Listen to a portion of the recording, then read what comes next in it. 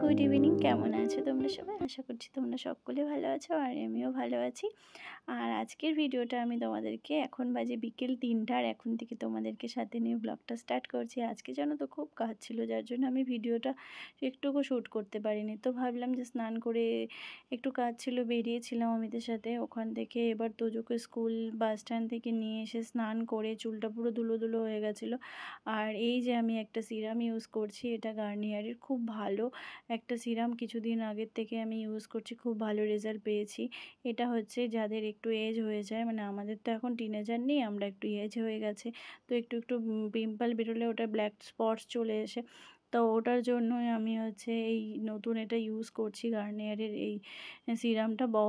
মানে খুব সুন্দর রেজাল্ট পেয়েছি এই কদিনে, 1 মান্থ হলো ইউজ করছি। আর তারপরে আমি একটু স্নান করার পর একটু বেবি লিপস না দিলে ভালো লাগে না। তো এখন আজকে আমি ভাবলাম আজকের ব্লগটা এখান থেকেই শুরু করা যাক। যাই হোক, কিছু তো মানে এরপর হচ্ছে এখন খাওয়া দাওয়া করে নেব, করে সবাইকে খেতে দিয়ে দেবো। এখন বাজে 3টে, আজকে অনেকটা দেরি হয়ে গেল, একটু কাজে বেরিয়েছিলাম ওর সাথে, যার জন্য তোমাদেরকে আমি সকাল থেকে ভিডিওটা ব্লগটা করতে পারিনি।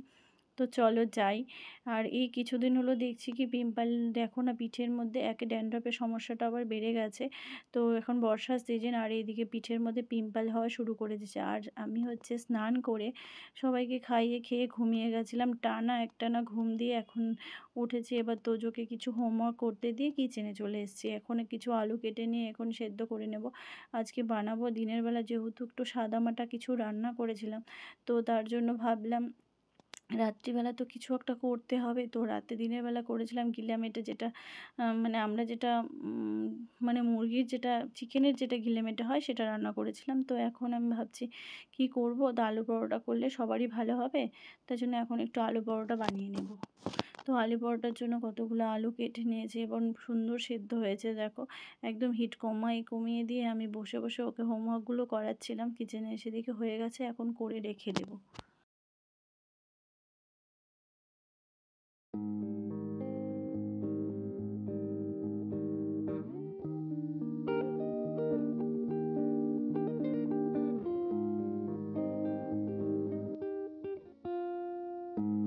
এখানে আমার আলুগুলো ছোলা হয়ে গেছে।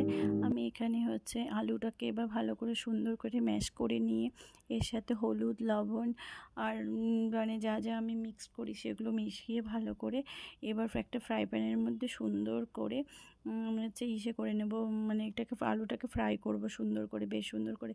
দেখবে অনেকেই আমি অনেকে আলু পরোটা করতে দেখেছি, বাট ওরা যখন আলু সেদ্ধ করে ওর মধ্যে সব কিছু করে মানে মানে প্যানের মধ্যে যেটা ফ্রাই করতে হয় সেটা করে না অনেকে। তো আমার আবার আমি এটা জানি না কেউ করে কি না, কিন্তু আমি যতজনকে দেখেছি বাট করে না। বাট এটা করলে অনেকটা আলু পরোটাটা খুব টেস্টি হয়। তোমরা যদি চাও একবার প্লিজ ট্রাই করে দেখো, অস্বাভাবিক টেস্টি হয়, সুন্দর খেতে হয়।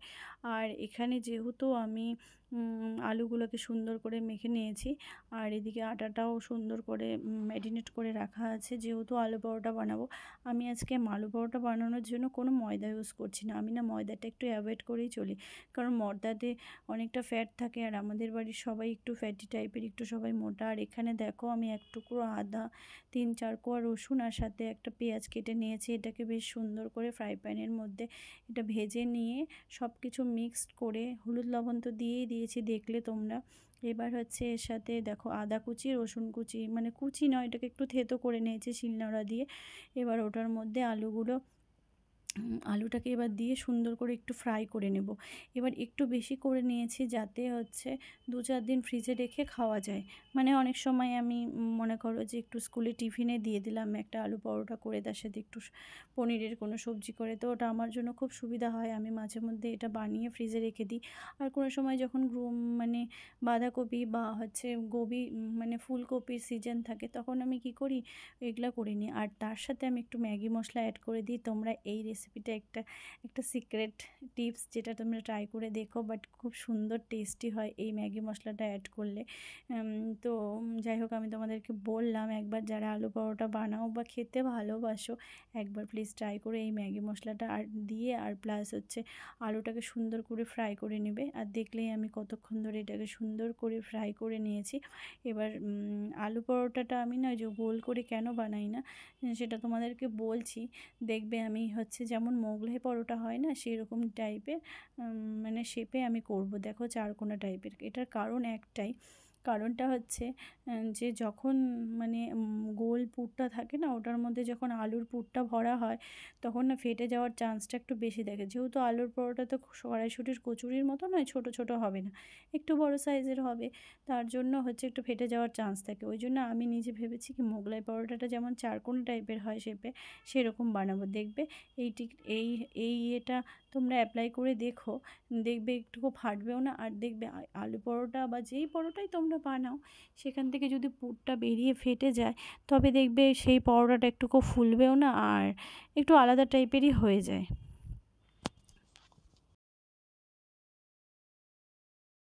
তো এখানে যে আলু পরোটাটা আছে, আমি বেশি তেল দিয়ে ফ্রাই করব না, যেহেতু বাড়ির লোকের ব্যাপার। এবার হচ্ছে বেশি যতটা তেল লাগাবে তত তেল লাগবে, তো একটু তেলটা অ্যাভয়েড করাই দরকার। আর আমি এখন একটু অ্যাভয়েড করেই চলছি, কারণ অত মানে তেল খাওয়াটা একটু একদমই, ডাক্তার তেল মশলা রিচ খেতে একদমই না করেছে। আর যারা আমার ব্লগটা প্রতিদিন ফলো করো দেখতে পাবে, কিছু আমি ডাস্টিং ক্লিন না করলেও আমার রান্নাটা কিচেনে এসে ভালো একটা মানে ভালো কোনো রেসিপি আমাকে রান্না করতেই হবে, যেহেতু আমার হাজব্যান্ড একটু রিচ খাবার খেতে ভালোবাসে।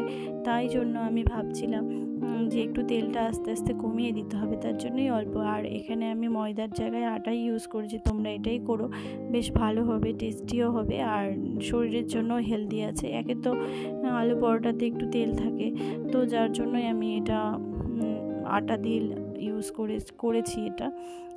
তো এখানে দেখতে পাচ্ছ আমার আলু পরোটার শেপটা দেখো কতটা বড় হয়েছে, একটাই এনাফ আমার জন্য। তো এখানে আমি যেটা করেছি, এর সাথে তো আমি তোমাকে বললাম তোমাদেরকে দিনের বেলা কি করেছিলাম। তো আজকে হচ্ছে যেহেতু আমি বলেছি সারাদিন কিছু রান্নাটা করতে পারিনি, তো তার জন্য এইসবই আজকের আইটেমে ছিল। তো আজকের ব্লগটা এইটুকুই। যদি কিছু ভালো লেগে থাকে like comment share and subscribe করে দিও। দেখা হচ্ছে তোমাদের সাথে নেক্সট ভিডিওতে। আর ততদিন তোমরা ভালো থাকবে, সুস্থ থাকবে। আজকের জন্য টাটা।